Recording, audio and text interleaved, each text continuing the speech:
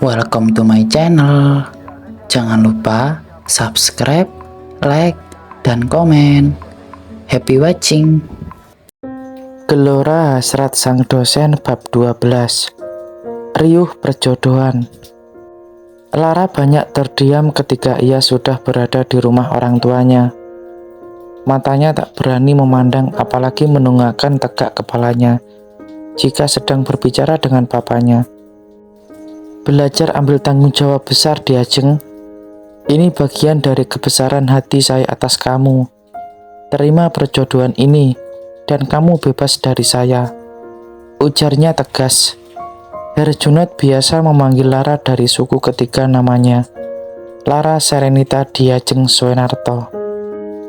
Lebih tepatnya nama kesayangan yang biasa mami dan papanya panggil kala usia Lara berhenti di 9 tahun, atas kebahagiaan terakhirnya. Namun kini, panggilan Diajeng hanya sebuah sebutan tak bermakna yang tak ada arti ceritanya lagi. Papa boleh membenci Lara, tapi boleh tidak Lara memohon atas kehidupan yang gak pernah Papa mau dari anak perempuan ini untuk Lara pilih sendiri? Lara berusaha bernegosiasi dengan papanya, sebab ia amat tak terima dijadikan boneka dalam pernikahan politik Herjunot. Demi menjadi presiden selanjutnya, anak yang tak diinginkan ini dijual macam barang. Herjunot menesis geram. Tak tahu diri sekali kamu. Saya sudah berikan kehidupan layak untuk kamu, tapi begini caramu membalas saya. Lara meremas ujung gaunnya. Hatinya terasa mencelos, seolah rasa sakit yang menguyak dadanya kian memekakan. Maaf, Pak, tapi tidak ada sedikit pun dari ucapan Lara yang menyinggung apa yang Papa berikan. Herjunot menyandarkan punggungnya ke kursi, menatap Lara dengan pandangan dingin yang mengiris. Jadi, apa yang kamu inginkan di Ajeng? Kebebasan, menggugat takdir yang sudah saya susun untukmu. Suaranya rendah, namun syarat akan ketegasan, seperti palu yang menghantam meja keadilan. Lara menelan ludah, mencoba menahan gemuruh dalam dadanya. Lara hanya ingin hidup yang Lara pilih sendiri, Pak, bukan yang dipaksakan. Suaranya terdengar bergetar, namun ada keteguhan di baliknya. Herjunot tertawa sinis. Pilih sendiri. Apa yang kamu tahu tentang hidup di Ajeng? Segala kenyamanan yang kamu nikmati sekarang, itu semua karena saya. Dan kini kamu ingin membuang semua itu. Lara mengangkat wajahnya perlahan. Air mata menetes di pipinya. Namun, untuk pertama kalinya dalam percakapan mereka, ia menatap langsung ke mata Herjunot. Apa gunanya kenyamanan, Pak? Kalau hati Lara terus terpenjara, apa gunanya semua ini jika Lara merasa hampa? Ruangan itu seketika sunyi, hanya suara nafas yang terdengar. Herjunot terdiam, menatap putrinya yang menangis.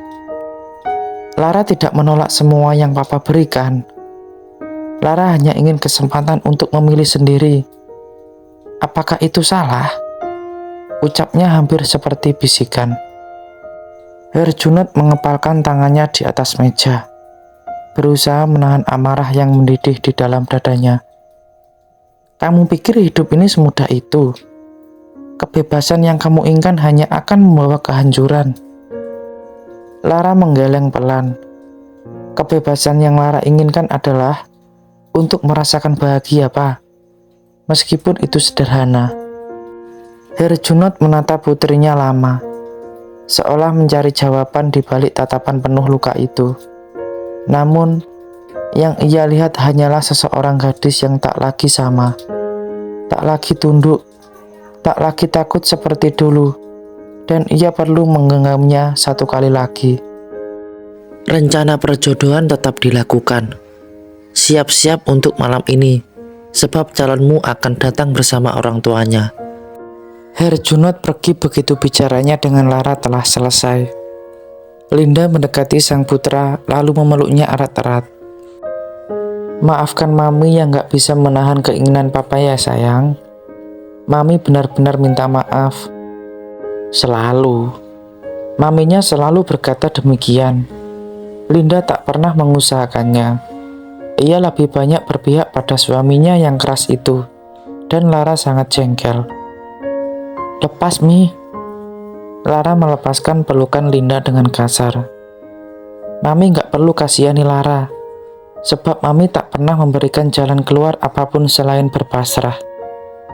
Lara pergi menuju kamarnya. Dan begitu sampai di sana tangisnya benar-benar pecah. Mbak Diajeng, ini Raja, Mbak. Lara menyeka air matanya dengan kesal. Lalu kemudian ia segera membuka pintu kamarnya. Adik bungsunya segera menghampiri dan memeluknya erat. Mbak Diajeng, aku curi-curi dengar ucapan Papa. Ucapnya lirih. Suaranya gemetar, penuh kekhawatiran. Papa nggak boleh begitu kan, Mbak? Lara menghela nafas panjang, mencoba menenangkan diri sambil mengusap punggung adiknya yang masih memeluknya erat. Nggak apa-apa, Raja. Mbak baik-baik saja. Ucapnya lembut, meskipun hatinya terasa hancur.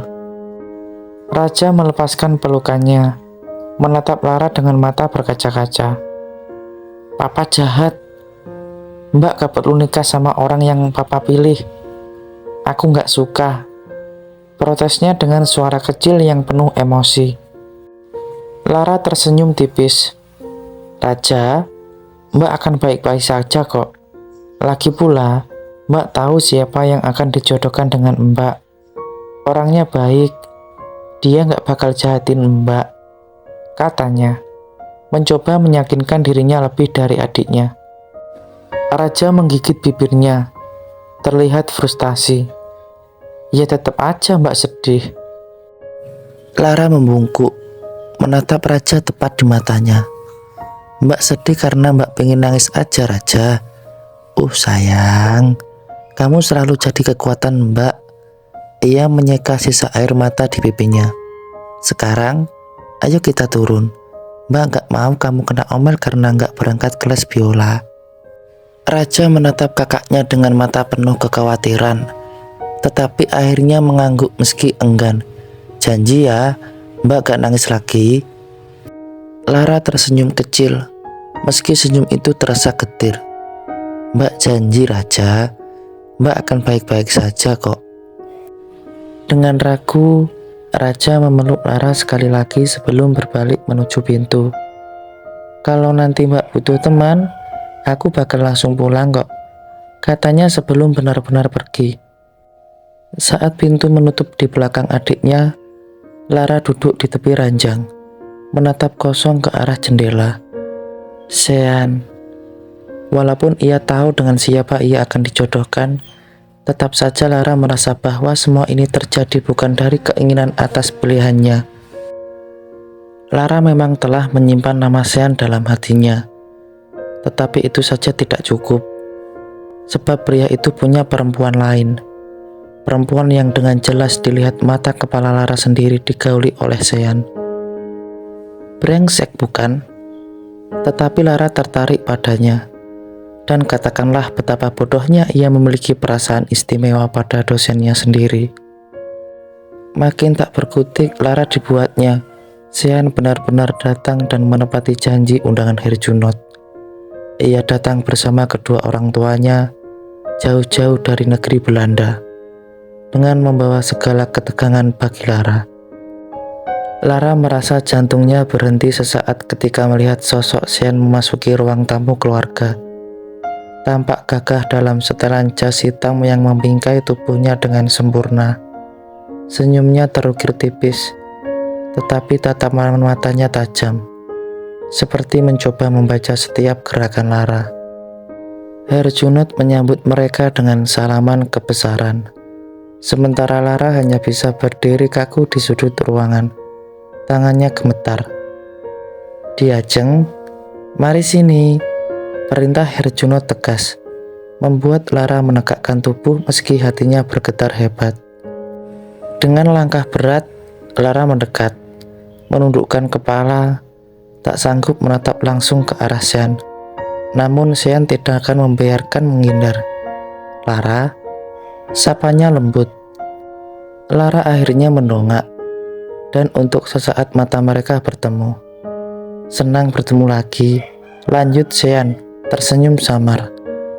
Lara menelan ludah, suaranya nyaris hilang. "Ya, senang bertemu lagi Pak Sean."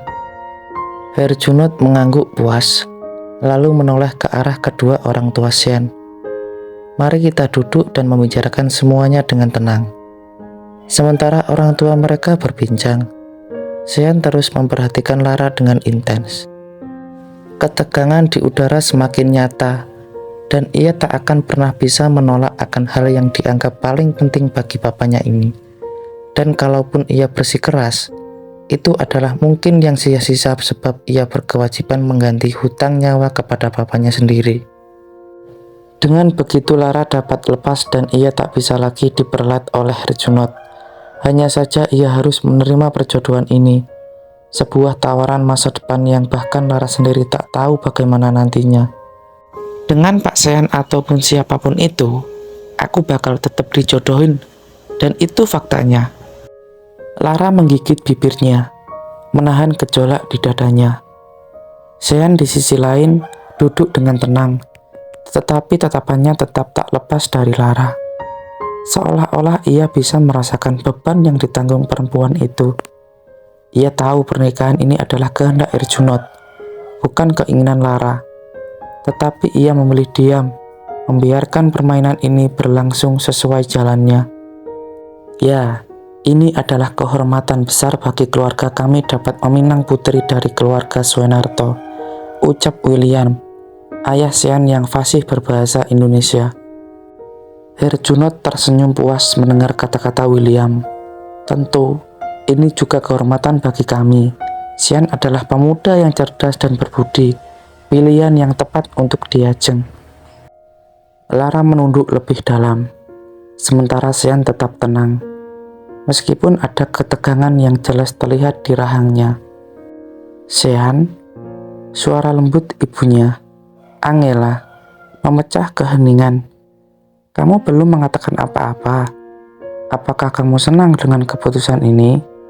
tanyanya dalam bahasa Belanda.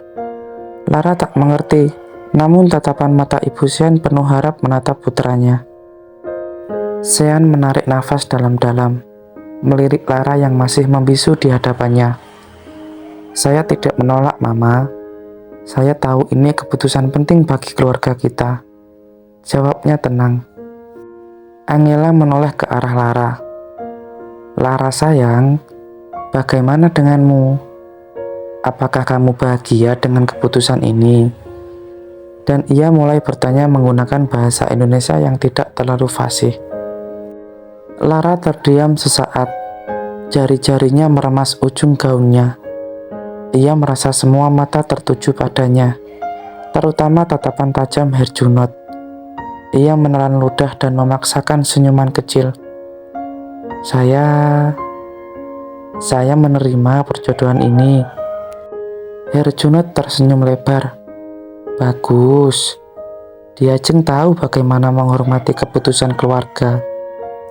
Namun, Sean yang tak tahan lagi memandang Lara dengan tatapan serius. "Lara, apa kamu benar-benar setuju?" tanyanya lembut, membuat ruangan seolah membeku. Lara menatap mata Sean lekat-lekat. Oh Tuhan, pria ini menepati janjinya untuk memberikannya pilihan. Tetapi sayangnya Lara tetap tak bisa memilih. "Maka dengan hormat saya menerima perjodohan ini, Pak Sean." Kemudian Lara menegaskan padanya, "At least, Sean adalah kandidat yang lebih baik daripada pria-pria yang ia kencani sebelumnya. Dan ia yakin pria ini mampu menghormatinya."